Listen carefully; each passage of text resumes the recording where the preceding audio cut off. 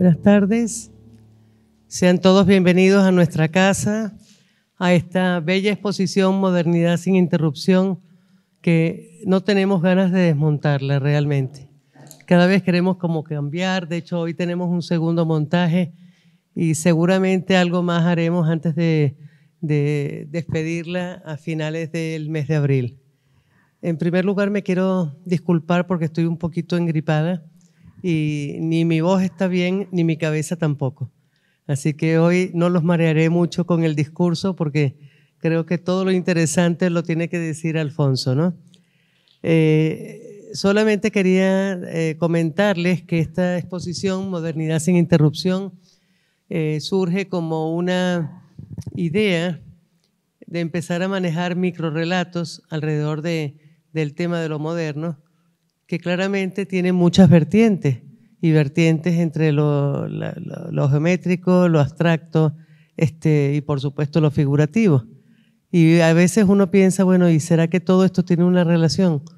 Y Alfonso ha sido muy sabio al poder crear como unos microcosmos o unos microrrelatos que relacionan algunas piezas y algunos autores entre sí, que ha permitido que lo que era en un primer momento una exposición, que es esta, pues se ha convertido ya en un proyecto que continuará en el tiempo, porque claramente podemos ir incorporando una cantidad infinita de artistas y una cantidad infinita de obras.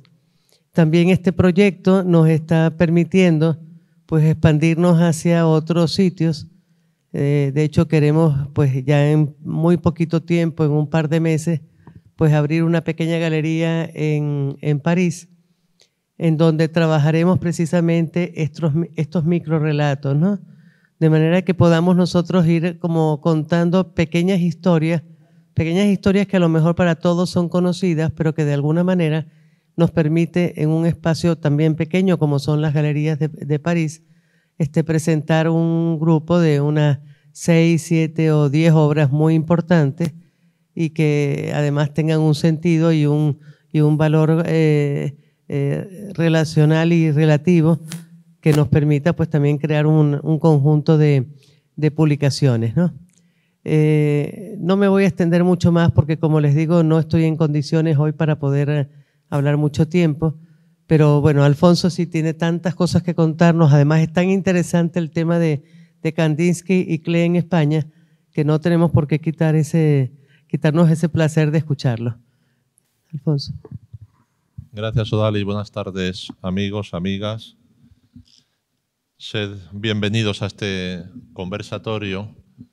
Esa palabra que muchos durante estos días me habéis dicho que os encantaba frente a esos otros términos más transitados, a veces de mesa redonda, conferencia, etcétera.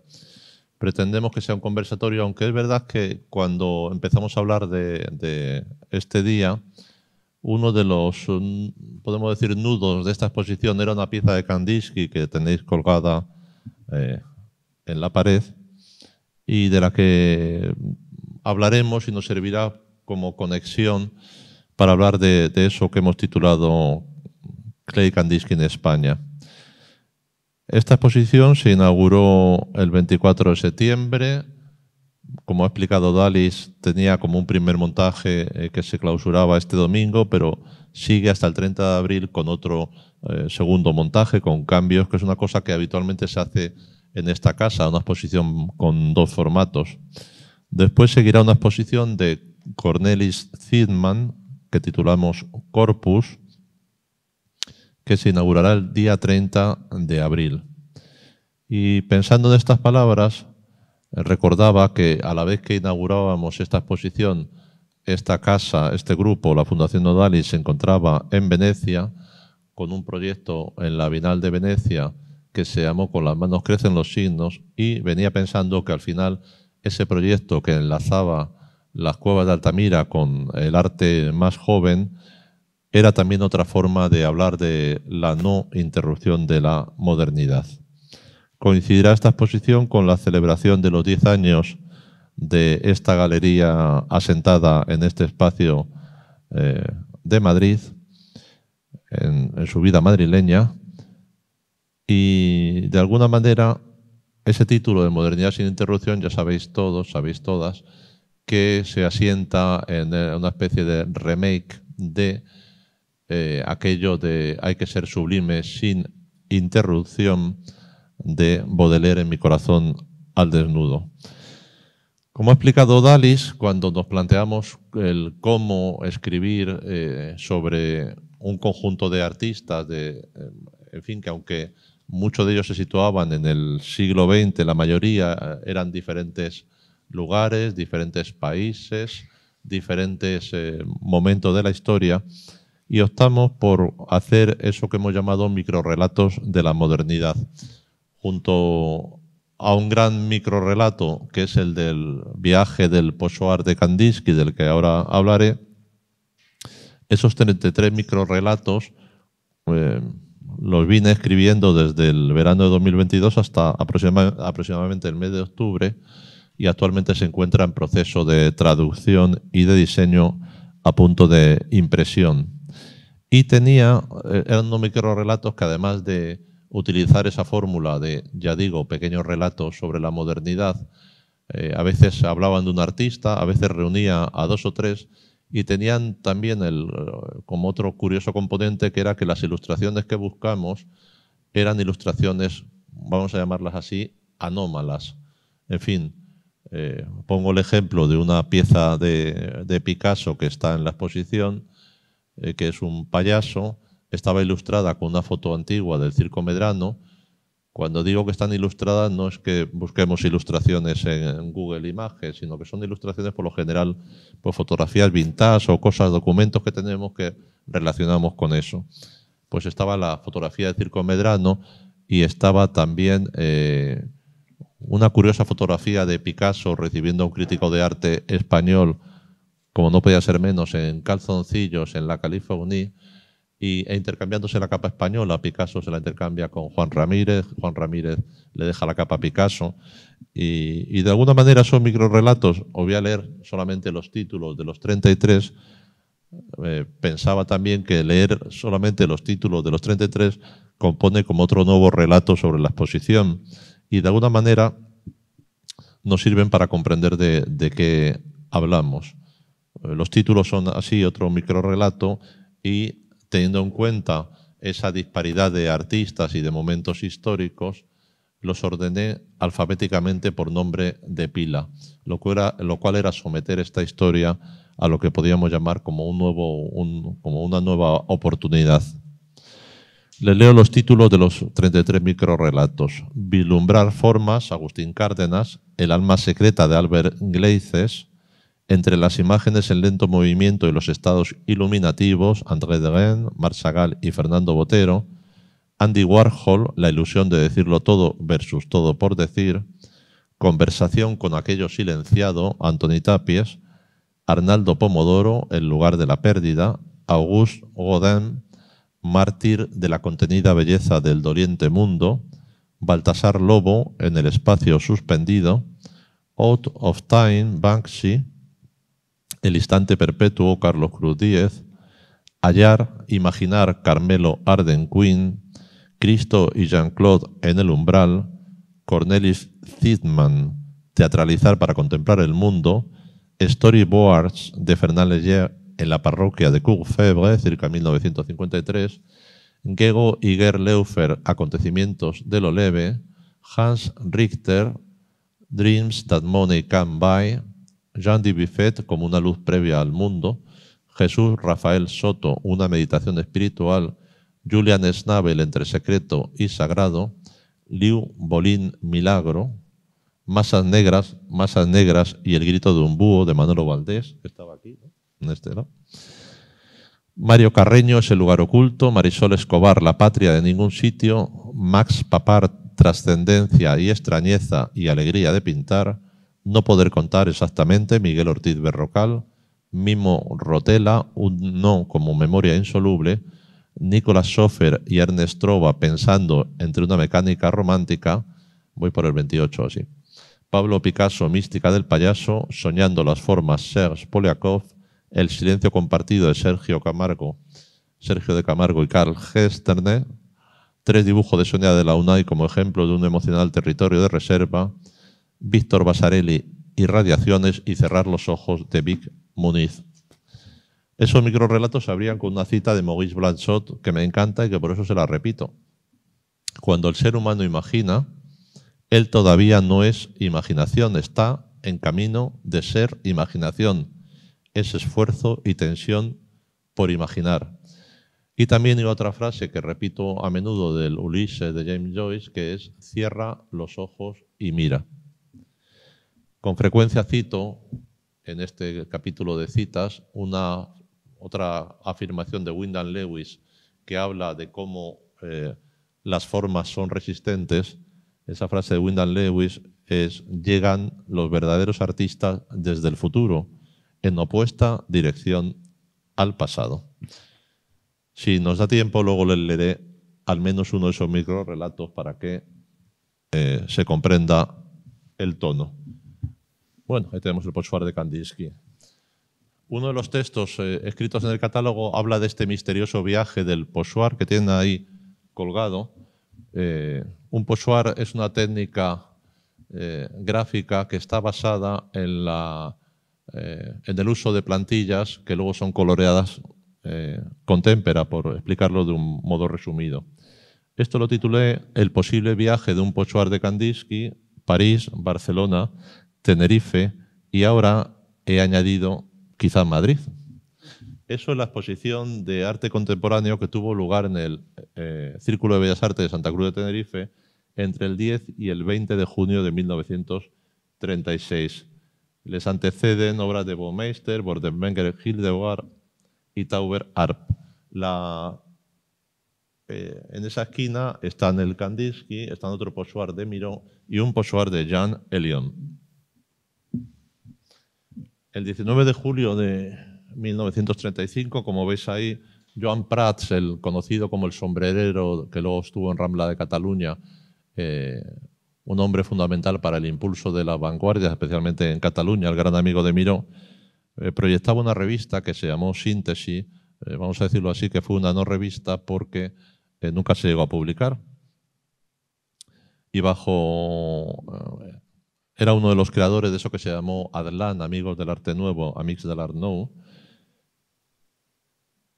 y pretendían con esa petición a Kandinsky, que había sido informado por Joan Miró y por el propio Ser, que realizara uno de esos pochoirs una vez que había sido realizado el de Jean Hélion. Vasily recibió la carta en Neuilly, estaba ya en París. Recordemos que tanto Klee como Kandinsky habían sido profesores de la Bauhaus, pero en los años 30 huyen, podemos decir, de la Bauhaus. Klee pasa por la Academia de Düsseldorf, luego va a Berna, en donde morirá, y Kandinsky se acababa de ir a París cuando recibe esta carta de Prats y Sert. Se habían acabado esos felices tiempos en la Bauhaus, en la casa pareada de los maestros concebida por Walter Gropius. Se habían acabado los veranos en Hendaya, en los cafés y en la playa, y ahora quedaba como esa especie de momento de reserva a la espera de cuál sería la situación que ya todos conocemos. En Neuilly-sur-Seine, frente al Bois de Boulogne, Kandinsky, ya digo, recibió esta carta en la que Prats le proponía la realización de un pochoir que, ejecutado en 4 o 5 colores, debería medir 40 por 60 y se editarían 200 ejemplares. La voluntad de esa edición, a un precio muy razonable, era permitir la propia existencia de la revista, de la no revista, podemos decir. También había detrás de ello un propósito, podemos decir, bauhausiano. Cuando pensaba en estas palabras me acordaba de esta casa que tiene también una de sus secciones en lo que se conoce como in situ, porque el propósito declarado de Prats y de Sert decía en esa carta que la decoración de los muros de un interior moderno es una cuestión hasta el presente muy difícil, por lo que Síntesis, con ese pochoir, podría facilitar a los amateurs de arte moderno esa necesidad de tener en su casa diferentes cuadros de los mejores artistas modernos. Eso es un poco lo que cuenta en esta carta. Por ir haciéndolo más corto, este pochoir que está ahí colgado, de alguna manera reveló la tragedia del siglo XX, porque ni la revista se editó y parece que el pochoir tampoco se llegó a editar. De hecho, hay un momento en donde se plantea la edición de una serigrafía del pochoir como ayuda al drama civil que se inicia, ya habéis percibido, estamos hablando del 19 de julio del 35, pues era la guerra española, estaba a punto de aparecer. Kandinsky contestó de inmediato. El 7 de agosto devolvía el contrato y Prats le agradecía la confirmación. En algún momento Kandinsky le escribe haciéndole algunas preguntas técnicas y Prats insiste mucho en que el pochoir de Jan de Lyon ha llegado muy arrugado y que ponga cuidado en el embalaje. Sabemos también de ese pochoir que en una carta de Kandinsky a Galkas Seyer, el 5 de octubre del 35, le escribía: en Barcelona ahora se están publicando pochoir de artistas modernos exclusivamente y también me han encargado un pochoir que remito estos días. Me parece muy buena idea porque una hoja es, por así decirlo, original y cuesta poco. De tal forma que el 15 de octubre el artista comunicaba el envío, que era esperado con ansiedad en Barcelona, y finalmente el 24 Prats acusaba recibo, 24 de octubre, de la llegada del pochoir, que tituló Réciproque, y que era recibido, ya digo, en Barcelona, en la bonita casa de Ser, en Montaner 348, que había diseñado el propio Ser. Ser expresaba que ese original les había gustado enormemente, que era justamente lo que deseábamos, escribe, que se haría una ejecución muy cuidada, prometiendo una primera prueba de estado para su aprobación definitiva. En fin, aquí tenemos toda esa correspondencia, pero la historia reaparece nuevamente en este momento, que es en esta exposición, que es la exposición que antes os he mencionado, que os he enseñado la fotografía. A partir de este momento hay lo que podríamos llamar una neblina. Como hemos visto antes, el pochoir llega en los primeros días de junio a Santa Cruz de Tenerife, a esa exposición. Bueno, se encuentra en esta exposición, que sabéis que era una exposición que seguía a una exposición mítica que hubo anteriormente, que era la exposición surrealista, que había sido en 1935, y de alguna manera esta exposición de 1936, en la que podemos ver por aquí otra vez de nuevo a los pochoirs, que están aquí en esta zona situados. Estas son unas fotografías de Eduardo Westerdahl, que cedió al gobierno de Canarias. Y de alguna manera esta exposición era una exposición que hablaba del surgimiento de la abstracción, es decir, después de la exposición surrealista mítica, que como sabéis supuso además la llegada de André Breton y de muchos surrealistas ese año 35, en el año 36 la exposición abstracta, podemos decir, suponía de alguna manera esa reivindicación de lo que luego pasaría, de todo lo que sería después de la guerra el expresionismo abstracto. No era raro ese interés de Westerdahl, del autor de las fotografías, que fue uno de los impulsores, porque en el año 31 había visitado la Bauhaus, escribía él en las postrimerías de su esplendor, y había sido para él una auténtica revelación, porque había visitado la National Gallery de Berlín y se había encontrado con las obras de Klee y Kandinsky. De alguna manera, Westerdahl será el gran difusor del conocimiento de Klee y de Kandinsky. De hecho, encargó a Bill Gromman la realización de 2 monografías, una sobre Kandinsky, que llegó a imprimirse, pero que parece se destruyó en el momento de la llegada de la guerra civil a Canarias, y la de Klee nunca se llegó a realizar. Tenéis que pensar que, en fin, en la situación convulsa y en la muerte de Klee, por cierto, en el año 40. Kandinsky era frecuentemente elogiado en la revista Gaceta del Arte, que sabéis que fue Gaceta de Arte, que fue como el órgano difusor de esa modernidad absoluta. Y de hecho, el último número de Gaceta de Arte era un cuestionario a Kandinsky, Decía Kandinsky cuando la recibe que había sido un milagro hacer aparecer una revista de arte durante una espantosa guerra civil como la que tenéis en España. Estas son algunas fotografías más de esa exposición, de la exposición del año 35.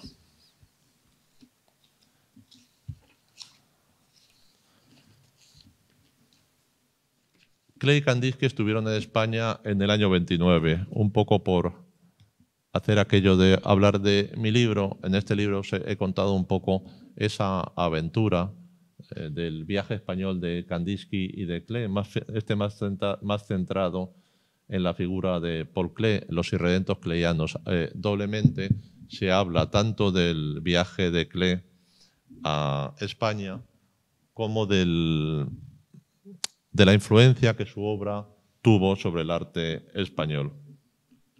En el verano de 1929, Paul Klee y Lili Stam, su mujer, viajaron desde Dessau al sur de Francia.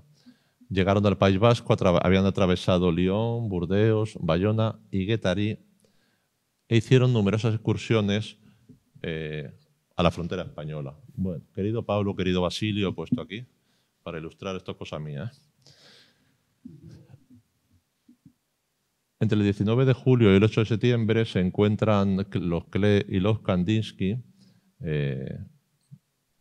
Kandinsky iba con su mujer, con Nina Kandinsky, para volver después del verano a Berna.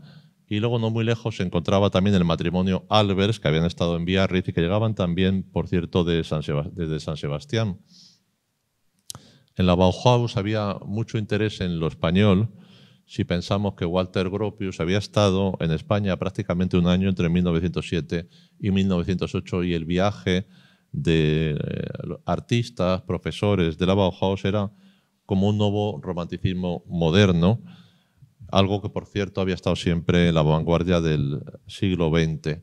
Debió de ser el último verano hermoso del matrimonio Klee, si pensamos en todo lo que llegaría después. Antes he dicho que el 30 prácticamente se marcha Klee de la Bauhaus, se va a la Academia de Düsseldorf y ahí acaba todo. Por eso esas imágenes del verano de Kandinsky y Klee son especialmente melancólicas. Sabemos, porque nos lo contó su hijo Félix Klee, nos lo contó, ahora contaré dónde lo contó, que eran estadías en la playa, que eran excursiones, momentos de solaz en los cafés, paseos por el borde del mar. Y son instantes, horas hermosas, decía su hijo. Y estos son Klee y Kandinsky en la playa de Hendaya. Eran horas hermosas, decía Félix Klee, y por fin, en el año 29, llegaba lo que Klee llamó el Plan Spanien, así lo llamó. Hicieron viajes a pueblos costeros de nuestro país o a localidades como San Sebastián y Pamplona. Félix Klee lo describió así, leo las palabras de su hijo. En el verano de 1929, viajando desde España, llegué al País Vasco francés, me puse en contacto con mis padres y encontré una pensión para los tres, Villa Luisiana en Vidar, cerca de Biarritz. La temperatura, el clima más lluvioso de los Bajos Pirineos era lo justo que mi madre quería. Debido al embate de las olas, el baño no era lo más recomendable y pasábamos nuestro tiempo en salidas a los magníficos pueblos de ambas orillas, francesa y española. Más tarde llegaron los Kandinsky de vecinos y pasamos horas hermosas juntos. Recuerdo de aquel verano serán una serie de... Estos son Klee y Nina Kandinsky también en Hendaya. En el jardín de Villa Luisiana, la casa indiana con tejado de pizarra en la rue Parlementia, frente al mar, la única casa con tejado de pizarra, y hay otras dos imágenes que Klee pinta de Guétary, siempre mirando hacia la frontera española, así lo escribe, mirando hacia la frontera española, escribe en una Spanish Grange, mirando hacia la frontera española, y otra también de Guétary con marea baja, que es otro dibujo, en lo que parece estar anhelante, como mirando a la frontera española. Por eso, en julio de ya dijimos, de 1929, deciden cruzar los Klee y Kandinsky. Esto es una cosa como muy poco conocida, que se ha descubierto en la palabra a través del análisis de la correspondencia, especialmente de Kandinsky, bueno, también de Klee. Pasan 2 veces la frontera española los 2 matrimonios, utilizando para ello el llamado Carnet des Excursions, que incluía un Pyrenees Bus Tour, o sea, fueron en autobús y llegaron hasta Pamplona, donde pernoctaron. Bueno, me diréis, si estas son postales de Kandinsky. Es decir, Kandinsky compra 4 postales, de las cuales tengo 3. Entenderéis que cuando digo que tengo 3, quiere decir que las he buscado y las he comprado también. Esta es esta que tenéis ahí, que es la de la calle Mercaderes, calle de Doña Blanca de Navarra, tocando la calle Mercaderes, y otras 2 que compra, bueno, luego va a comprar 3 de las 4. El claustro de la catedral, que es esta, y esta otra también, que es del claustro de la catedral, que es esta otra. No he logrado comprar esta, que es la 4ª que Kandinsky compra en Pamplona. En fin, al modo, ya sabes, que las postales son recuerdos de viaje cuando no existía el WhatsApp. En una carta de Lili Klee, o sea, de Lili Stam a Klee, a su hijo, le dice: ayer estuvimos en San Juan de Luz junto a los Kandinsky, quienes también nos acompañaron a Pamplona. Esas postales nos permiten también saber que pasaron en esa especie de doble gira por Azpeitia, donde visitaron el santuario de Loyola, que pasaron por Hondarribia, Fuenterrabía, Zarauz o San Sebastián. Paul Klee le remite a Hani Burgi una carta que dice: saludos desde la costa vasca, donde hemos estado durante 4 semanas recreándonos. Es maravilloso aquí. España está muy cerca, donde ya hemos estado 2 veces en giras, en los Pirineos Altos y en las ciudades. Bien, este viaje sería largamente recordado por el hijo de Klee, que un poco nos da a la fuente a través del canal Marc. Podéis seguir la conferencia que el hijo de Klee dio en 1981, cuando se inauguró la exposición de Klee, ya digo, en la Fundación Juan Marc, y ahí contó esta historia que ha pasado hasta ahora un poco desapercibida.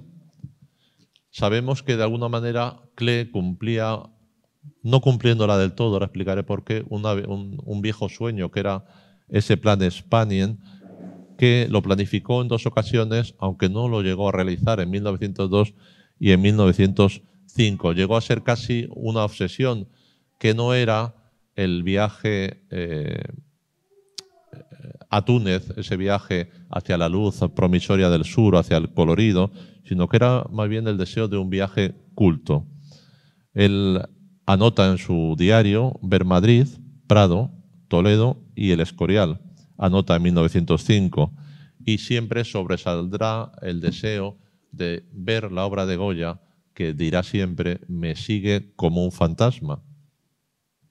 Era también algo destilado, ahora lo contaré brevemente, porque había visitado y había conocido los grabados de Goya en Berlín, y en una visita al Louvre se había encontrado con la obra de Goya y de Velázquez.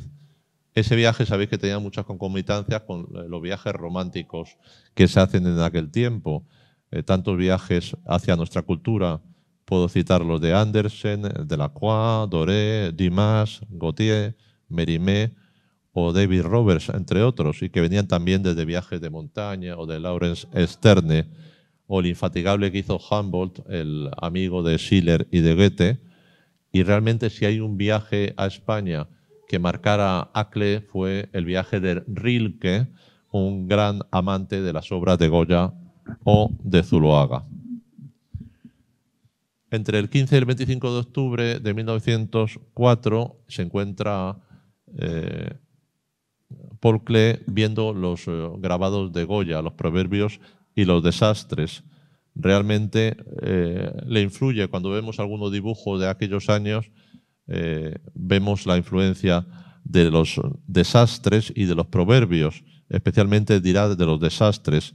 y Lili le regala algunas reproducciones, pero el gran momento es cuando entre el 31 de mayo y el 2 de junio visita el Louvre y acaba escribiendo en su diario que admira la obra de Goya, su fábula y su realismo, y su pensamiento va hacia España, hacia ese país donde crecen los Goyas.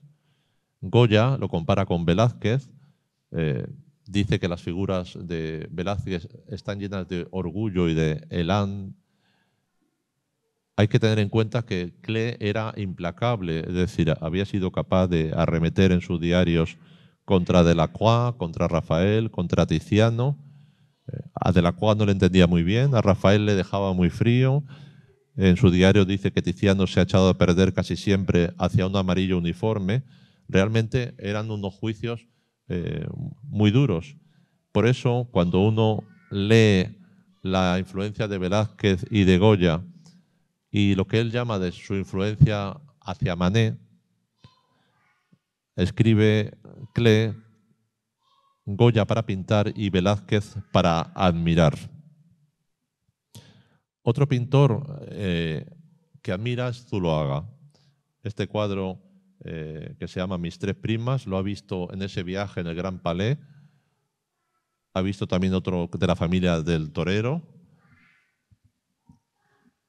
Y los admira. Hay que pensar que en esos salones en donde se encuentra Klee en París hay 2.500 pinturas y subraya el quehacer de Zuloaga, quizás desde esa influencia, ya digo, de Rilke.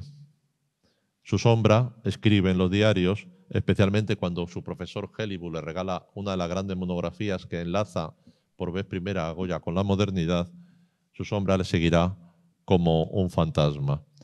Esas admiraciones hacia el español eran múltiples, eran por la pintura de Goya y Velázquez, pero eran también hacia Pablo Casals, uno de los músicos, escribe en sus diarios, más maravillosos que ha habido en el mundo, y al que dedica algunos de los párrafos más vibrantes de sus diarios. Admira la literatura española, admira a Calderón y admira, por supuesto, El Quijote. Y uno de los encuentros en este relato sobre la cultura española más chuscos es el que tuvo con Picasso, que en 1933 le visita en Berna y hace un gesto que podemos llamar extremadamente maleducado. Visita a Berna, va a Berna con su hijo para llevarle a una consulta médica y pasa su tiempo entre la visita a un museo y la pastelería de la estación, en donde se atiborra, podemos decir, de dulces y de una botella de un vino recio de Valais, de Suiza. Cuando, entre tanto, el matrimonio Klee le está esperando en la visita, ya pierden la idea de que Picasso llegue y llega casi de noche y encuentra a Klee y a Lili prácticamente en pantuflas. El bizcocho que les estaba esperando se ha acabado ya y fue una visita un tanto irreverente, lo cual no excluyó que para Klee Picasso fuera, en fin, uno de los grandes artistas. Quizá uno de los grandes momentos de este encuentro de Klee con España sea un momento final. En el año 39, ya sabéis que los cuadros del Museo del Prado han viajado a Ginebra, en donde llegan y tras un periplo, en fin, que se ha podido seguir recientemente porque ha habido varios documentales y además os aconsejo que lo busquéis porque son muy hermosos, entre ellos un documental de la televisión alemana. En Ginebra, a través del auspicio de las Naciones Unidas, se celebra una gran exposición que está documentado, fue visitada durante ese verano por cerca de 40.000 visitantes. Y por fin, esto lo ha narrado su hijo, Félix Klee, en esa conferencia que os digo que está en el canal Marc, como le pasó a Giacometti, que visitó también esa exposición. Tenéis que pensar que leyendo el catálogo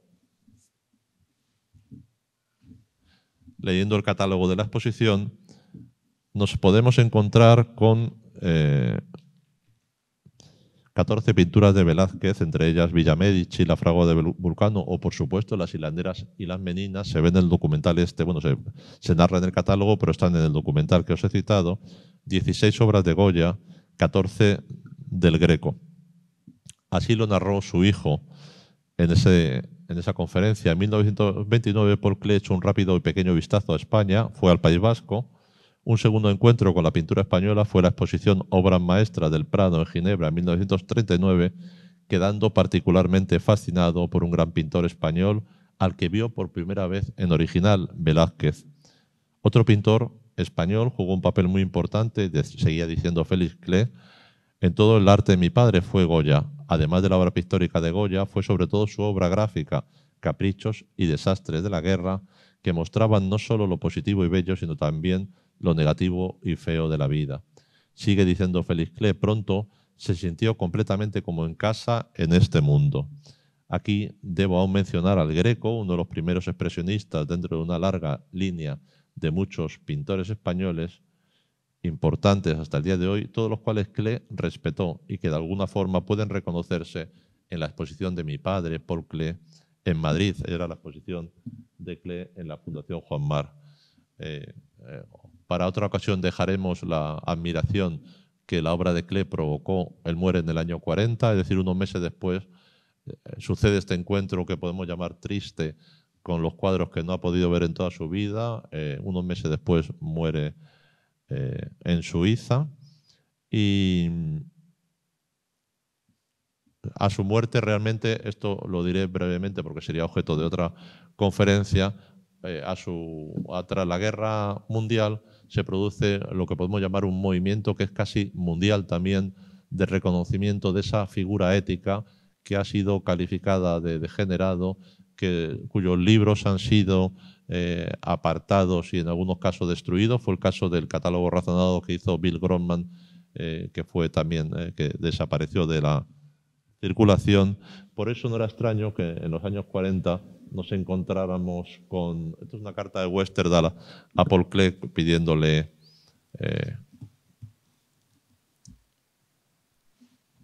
que Bill Grossman haga un libro. Llegan los momentos finales de Klee. Bueno, esto es en el año 33. Klee nunca le responderá, por eso Westerdahl sigue insistiéndole ante la falta de noticias, pero los acontecimientos serán convulsos.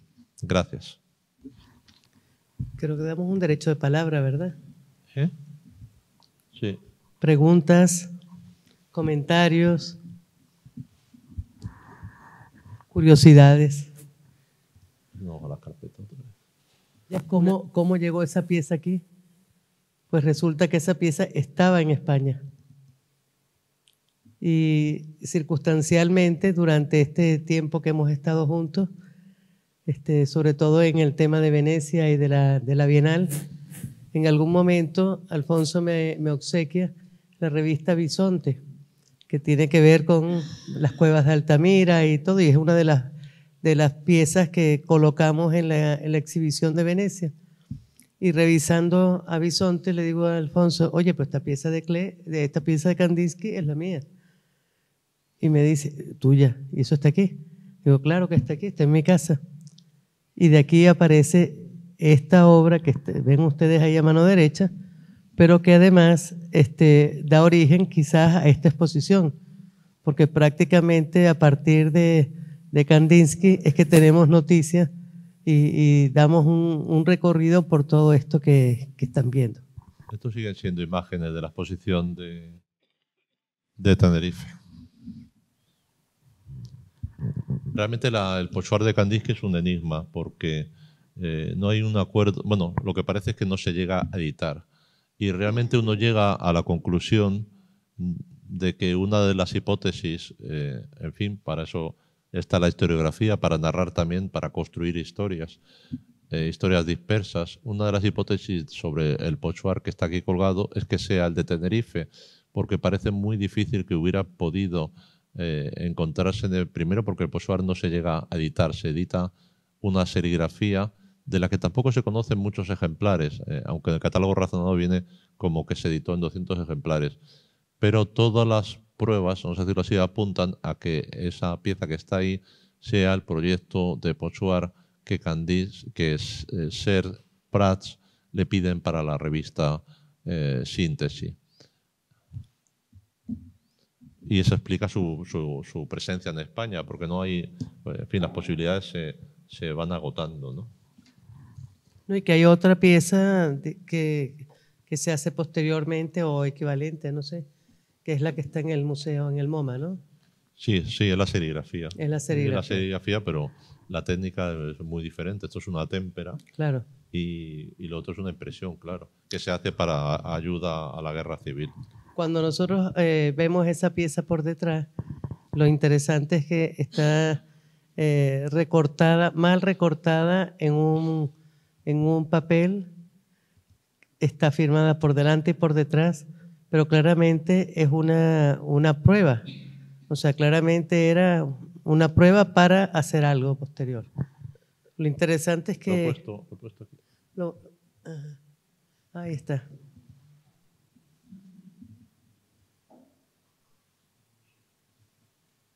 Y tienes la foto del recorte, ¿no? No, aquí no viene esa No, foto. Bueno, igual sí la tengo por ahí en una carpeta. A ver si logro ir para atrás. No, pero no importa.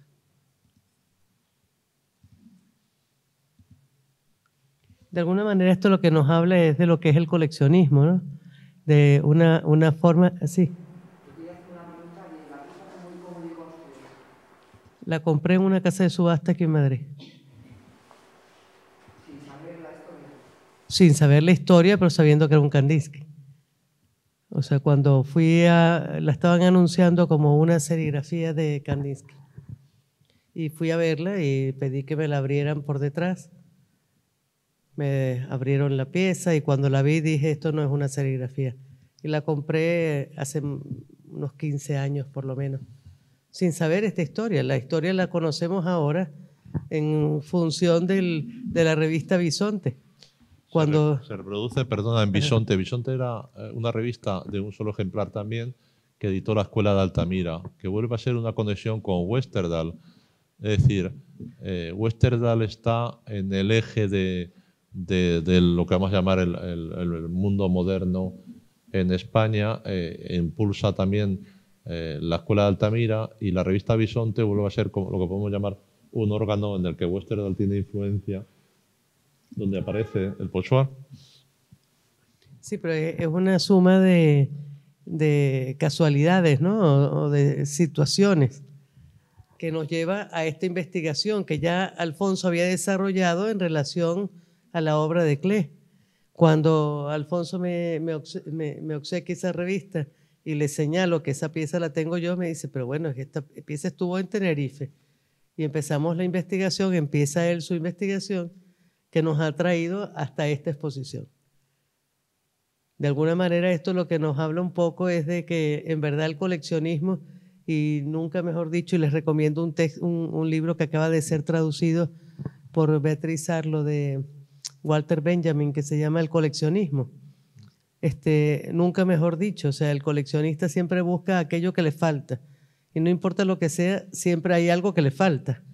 Entonces, de alguna manera, esta búsqueda es lo que permite pues rescatar ciertas piezas que claramente quedado pues en el vacío si no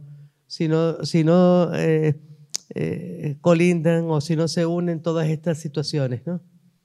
Claramente, pensemos que Kandinsky, o que a través de Kandinsky empieza, bueno, una suerte de modernidad, ¿verdad? Y que de alguna manera la lectura de esta exposición pues parte de esa obra. El catálogo de esta exposición va a estar disponible en línea ya en pocos días, porque nos ha llevado bastante tiempo el poder documentar cada una de estas obras. Pensemos que aquí en esta sala hay 4 piezas de Leyer que pertenecen a eran los estudios para unos vitrales en una catedral en Suiza.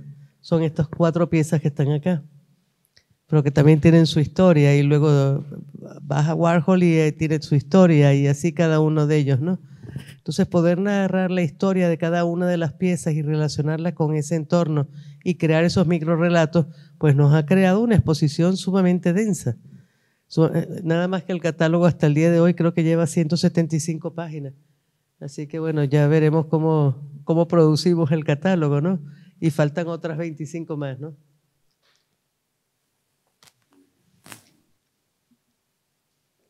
Lo bueno de la modernidad es que la modernidad crece.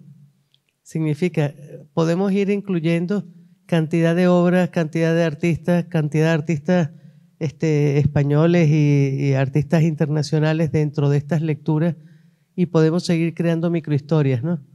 Y lo más bonito de este proyecto es precisamente esos microrelatos que nos permiten con muy pocos elementos o muy pocas piezas pues construir grandes momentos de la historia del arte, ¿no?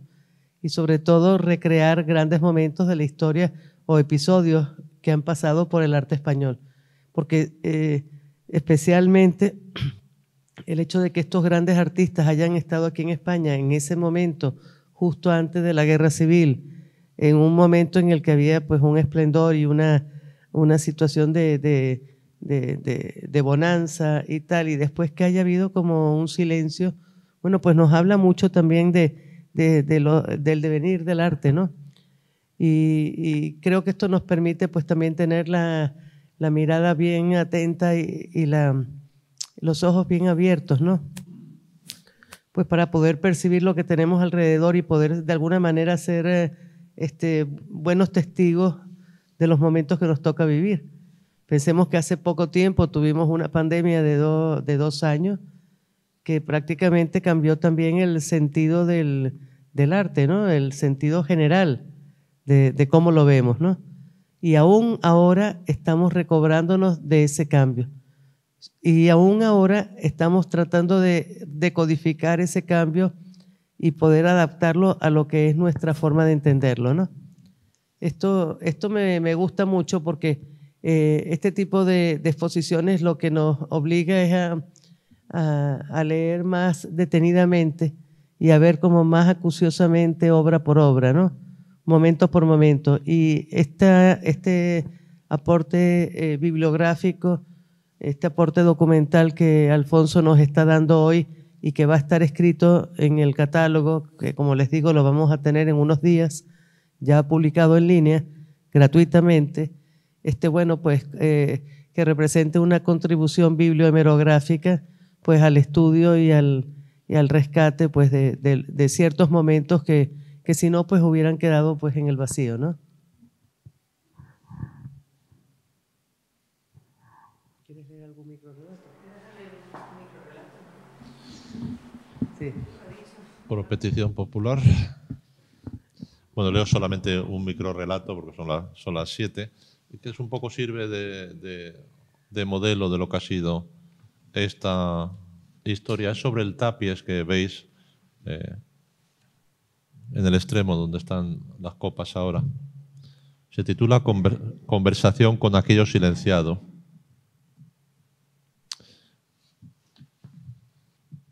Caminando, miramos al cielo, luego la vista en el suelo. Entre los pies tierra y paja. Un fragmento de este mundo. Otredad y silencio. Viendo la pintura Terra y Palla de aquellos días finales de 2005, pensaba, contemplamos un relato de quien semejare hubiera ascendido a una región superior, como la expresión de un misticismo destilado desde el encuentro con lo existente en la tierra y lo alejado, incomprensible, imposible de explicar, lo oscuro en una bruma que nos permite vernos a nosotros mismos. Esta separación devino un encuentro. Camino del reino de las posibilidades, lo informe antes del ser, voz enmudecida más superviviente, pues la extrañeza de esta tierra y paja, su titular lato, nos desplazan hacia aquella región alta y dolorosa, un existir transformado, poblado por huellas y restos de la tierra que habitamos, el vaciamiento absoluto. Verdad oculta entre la piel del mundo, tan inútil fragor para establecer su reino invisible. Escuchante, como si expresara hímnico una verdad petrificada, Antoni Tapies, 1923-2012, Barcelona, no tanto interroga con este pedazo de mundo detenido como más bien, abdicando de sí, se dirige hasta el umbral del habla y ahí queda en el umbral. Pareciera que a la búsqueda de un tú que contempla, haciendo de la nada su poder. Introducido sin reserva en un lugar donde ya nada nos retiene, no estuvo nunca. Tierra en los pies, tal arena entre los dedos. Al cabo, como recordara Jean-Luc Nancy, la pintura está siempre en el umbral del tacto y de lo intacto. Pintura en el acceso que accede infinitamente. Nuestra vida transcurre en la superficie de la tierra, mas lleva esta pintura a la beatífica sombra de la medianoche, los silencios del barro y sus pisadas que se alejaron. De alguna forma podríamos suscribir aquello de obsesionado acaso por la poesía de los suelos que Cirlot, Juan Eduardo, dijera, pues al cabo, en ese mirar hacia abajo se refiere de nuevo la entropía, la visión hacia adentro, también su devolución al suelo, buscando la tarea que Yves Bonnefoy dijo sobre Rimbaud. Como una tierra hollada, más un claro de luz entre la umbría del mundo, hay en esta greda, en esta tierra bruna con restos de paja, algo de aquello que George Steiner llamó Nichtung, la negación devenida de una fuerza activa, creadora, la mirada abierta al oculto estado de presente de una verdad que parece manifestarse mediante un apariencial ocultamiento, mas que no deja por ello de resplandecer en tal ardiente reclusión. Y es en ese estado de la pintura patente y misterioso, ese tierra y paja casi lanzado a nuestros ojos, cuando se revela la finitud. Llegará el día en que la mano que pintó quedará distante, como en la escultura de tierra chamota, materia en forma de natges, materia incinerada. Tapies nos sitúa en el centro del vacío y propone el asombro a la búsqueda del pensamiento. Retorno a la incertidumbre del origen, pues sin la mención a la finitud no hay verdad. Contemplando estas obras apenas hechas de tierra o chamota, barro, unas briznas, al cabo nada, somos emplazados al reto de lo ontológico. Claro en el bosque, oscuridad iluminada e iluminadora, aquella Helenac de Hölderlin, entonces nueva es la luz en la tierra. Yaces en el enorme escuchar, tal porcelán. Como quien buscase una verdad en la pintura, conciencia es anhelar, y para ello entrase en conversación con aquello silenciado que tiembla en la noche oscura. Subsiste la presencia de la noche en que algo quedó por decir, lo ausentado, el temblor de lo complejo inexpresable. Una pintura, terra y palla, gira alrededor de un centro oculto. Este es uno de los microrrelatos.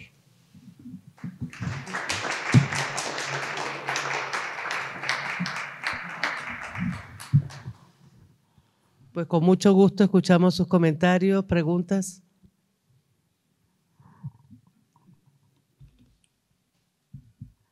No dejen de leerse el catálogo cuando esté publicado, que hay muchos microrrelatos muy bellos. Bueno, pues entonces llegó el momento de que nos inviten una copa de vino, ¿verdad? Muchas gracias por habernos acompañado durante la tarde de hoy. Gracias.